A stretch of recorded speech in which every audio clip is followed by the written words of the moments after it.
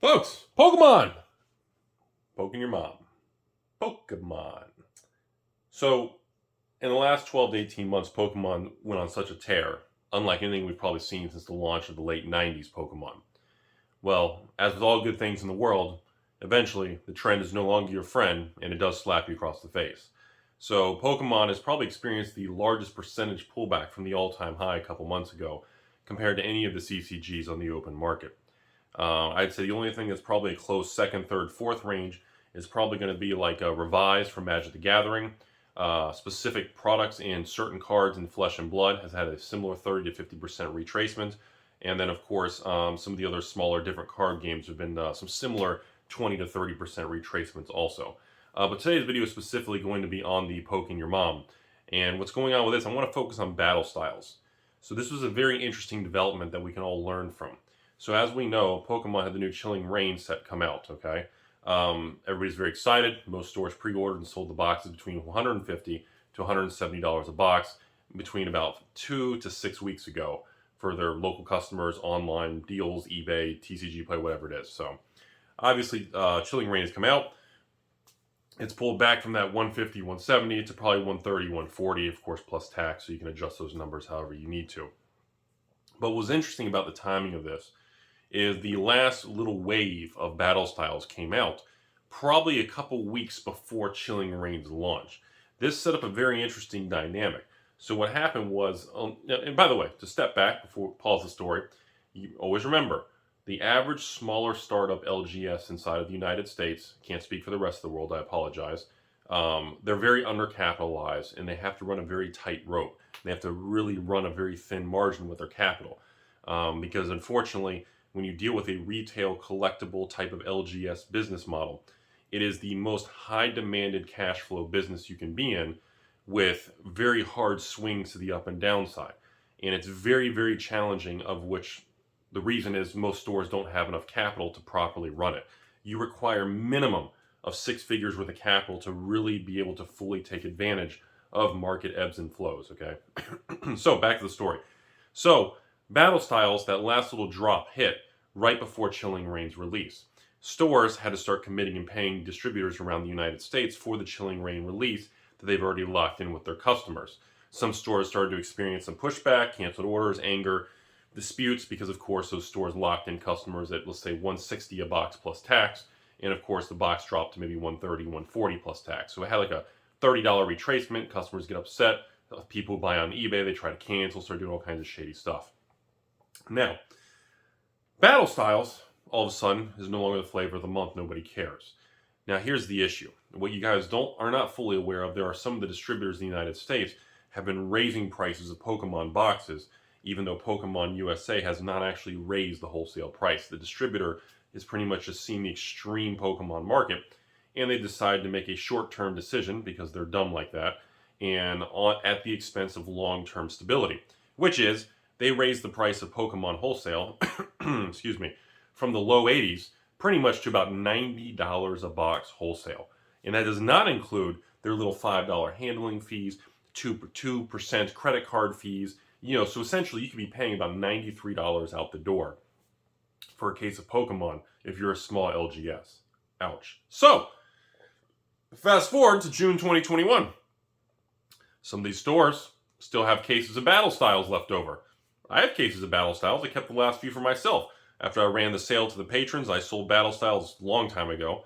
The last few that came in, I was like, okay, last couple cases, I'll keep them for the future. You never know. Throw them in the Rudy Pokemon bathroom, right? Let it age on the ground with some good fermentation. Too soon? And essentially what happened was battle styles tanked in price, as with many of the CCG markets right now. Since we had that crypto drop about 30, 45 days ago, a lot of the market's been shaky. So battle styles went from $170 a box high. It is now on the open market. I've seen between $95 and $100 a box. A massive 30 to 40% drop, which is massive for the Pokemon world. Now here's the kicker. For people who are normal people who just bought these products, and they bought from me, they bought on eBay, they bought at their local store, wherever you are around the country or the world. Those individuals aren't really in a situation of problems. Well, unless they're leveraged on a credit card paying interest, then they're screwed. As long as they bought the product and they kept it sealed, just throw it in your closet, Put an alarm on your phone for 12 or 18 months from now, and you'll be smiling when that alarm goes off. You don't really care. But if you're an LGS that needs that cash flow to pay for Chilling Reign, the new Magic release, Modern Horizons, the D&D set, some new Force of Will, Flesh and Blood, the launch of MetaZoo, or Yu-Gi-Oh! Or Digimon, whatever game you're into, it doesn't really matter. The point is, if you need capital, now you're back into a corner. Let me explain this. Well, if you have a distributor, now understand something. When a distributor raises prices, they never go backwards. When the government raises taxes, or they raise your sales tax locally, or your local property tax, when a government or any institution increases pricing on the consumer, it never, ever goes backwards. No, Rudy, I have a question. Actually, I haven't. No, you're fucking wrong. It never goes backwards. When the post office raises prices, never in history are they going to permanently retrace and say, you know what, we've made plenty of money, we're back on track, we're going to go ahead and take less money. Doesn't happen. The government doesn't do it, no matter what your political view is. Both sides don't do it. The post office doesn't do it. Distribution doesn't do it. The cost of literally the taco index, when you go to any, there's literally a taco index, by the way. The price of a taco never retraces. Okay? So, we are now in a situation of June of 2021 where you have leftover battle styles stuck at some LGSs who now paid between $88 to $93 a box wholesale. The box price tanked to $96 a box on eBay, which means if they sell the product, they're going to net probably $80. They're going to lose 10% of their money. And the difference between the individual who bought and sitting on some cases like me or anyone around the country who's sitting on it, we don't care. You can just sit and wait it out. It'll go back up, as every sealed product in history seems to. Hell, Crimson flipping, you get, the worst sets go up. But the point is, for these stores who got squeezed on the distribution side, the market came down. They got compressed on both sides of the spectrum. I know some of you say, oh, they got double DP compressed, whatever acronym, silly, giggity you want to use. They got crushed. They got compressed. And that, ladies and gentlemen, is what happens when I made a video a year ago talking about this Pokemon boom, and there were all these new Pokemon tubers popping up, and a lot of them start buying all this sealed Pokemon product, and again, they were doing fantastic. Vivid Voltage, Darkness Ablaze, going into the battle styles there. They get it. They made a lot of money flipping boxes on eBay, working out of their house or apartment or condo or basement or submarine, wherever you are. And then all of a sudden, the market turns on you. And these individuals, I don't know their situations, but I can tell you there are going to be some of them that are going to be in panic mode. And that panic mode is similar to Wall Street when you have a hard market downturn and you have people on leverage. The leverage turns into a margin. That margin turns into a margin call. That margin call turns into liquidation, which feeds the falling knife. That is what I see going on right now with Pokemon, aka battle styles, and possibly moving forward for, if I'm assuming there's one more wave of Chilling Reign, maybe in months from now, I feel it's going to be a similar situation. Because depending on when the second wave comes, compared to the next release, depending on how the calendar lines up. And that's something that, again, Pokemon doesn't care about. Once they sell it, they get their money from distributors. Once distributors sell it to stores, nobody cares. Everyone washes their hands. Nobody cares what happens to the other party. But I want to explain to you, this is what's going on with the market dynamics, okay? So what I see going on is for people who are going to be the paper hands, diamond hands, all that fun stuff, the people who are not going to be well capitalized are going to start swinging the losses. This is going to start weeding out a lot of the short-term flippers, people who don't care about it, whether it's, Pokemon, Magic downturn, or the Flesh and Blood downturn. Any of these games, the people who really don't care about it, who don't want to get stuck with it, you're going to see them fold and walk away. This is also going to breed, just like I told you guys in 2020 in the Stay the Course slapping the face Rudy era, you're also going to start to see a new era of people who do have money, their life is stable, they are back at working, their family is back to normal, their kids are in school, their life is back to flowing normally. And those individuals are going to start moving in quietly and capitalizing on the situation. Now that we're getting towards the end of the video and the viewership has dropped off 99%, I can tell you, even for myself, in the last, probably starting about 10 days ago from the filming of this video, I have started doing the same thing. I've started to quietly buying some cold foil cards, some Flesh and Blood sealed first editions, And of course, Pokemon boxes I've been starting to kind of keep and starting to increase my position putting aside. Same thing with watching this Magic stuff. On certain reserve list cards, I've noticed an increase in the amount of people wanting to sell collections, and they're kind of in a hurry because they're afraid of the buy lists and the prices keep declining. We're starting to see a shift in dynamic and a tone, a little bit more of an emotional response. And I think it's going to be short-lived. And I think at the end of the day, these are the individuals that help accelerate the market upward movements, and these are also the individuals that are going to be the first to fall off the sides. And I think it's very, very critical to not let... It's very, very difficult, and it's very, very emotionally and mentally challenging to battle yourself, because you have to make decisions that are against what your brain tells you to do. Okay? When it comes to Pokemon, if you are seeing Pokemon boxes, sealed legitimate boxes from legitimate stores or sellers on eBay, a legitimate one, sealed boxes in the 90s.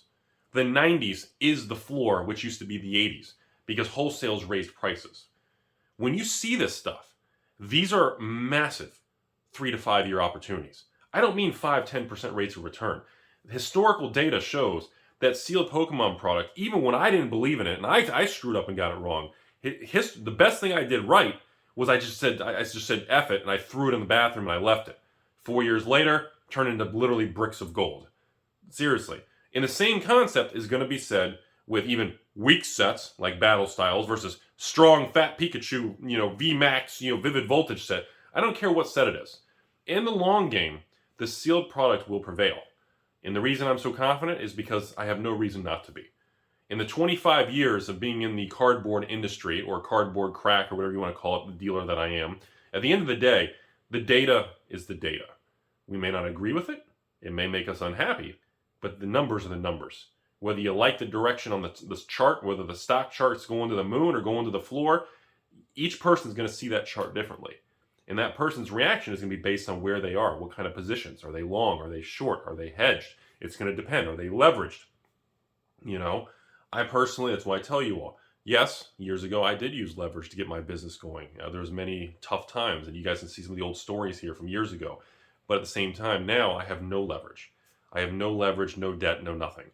And, when I see opportunities like, first edition Flesh and Blood boxes, Pokemon boxes that are sealed, Magic boxes that are going out of print that are still cheap, when I see, these, Battle Styles at $90, I'm going, I wonder what that's going to be in 3 years, So that's the whole point of this video. Is not really an I told you so, but to make sure you all remember and we can all hold hands to the timeline. Because I think it's important to remember about a year ago when I made a video in Pokemon talking about my concerns of, and again, I didn't mean it in a derogatory way, but my concerns of seeing, individual guys or girls have, a one-bedroom apartment, or they have our home, and they're living at home with their family, and they're having shipments or pallets of Pokemon dropped off, and they're walking them up these staircases in their apartment. And then I was like, hey, I respect the hustle, and I like to see that because it shows they're trying. And I got to respect the hustle. But it also tells me that if something goes wrong, I don't think that individual has a buffer to survive to fight another day. And now we are at the day where there's more of a battle, and some people will not make it to fight that next financial battle. Because now, what does somebody do that charged $10,000 on a credit card? And maybe they've got Battle Styles left over. I know I'm picking on this one set, but that's what's happening right now. And now they can't sell it without losing maybe 20% of their money in net shipping and fees. What do? And then if they don't sell it, they got to start paying interest, maybe 5, 10, 15, 20% interest on a credit card. So literally, each direction they take is a Chuck Norris fist. And that's when you really kind of start to see the true colors, and you really have to make those tough decisions. So I just want people to understand that. That's what's going on with Pokemon. The variable I did not see coming was the distribution raising prices without Pokemon raising prices. I didn't see that variable coming. I knew eventually we would see some stabilizing and cooling off on Pokemon prices, but I didn't see the wholesale people choosing to manually raise prices just for greed, and I also didn't see the price of Battle Styles dropping at the rate of change that it dropped. I thought it would go from 150 to 140, 130. I thought Chilling Reign would go from 170 to maybe 150. I didn't expect to see battle styles go from like 170s all-time high all the way to like 96. Like that's an extreme movement, which is very difficult for a lot of people to psychologically handle.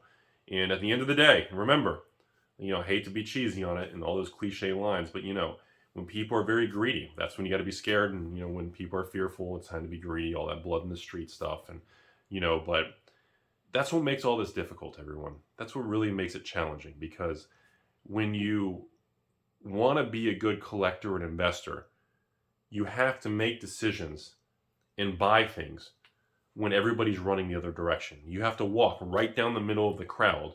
And when people are literally, every person on Reddit, you ask them, hey, is it a good idea to invest in ABC?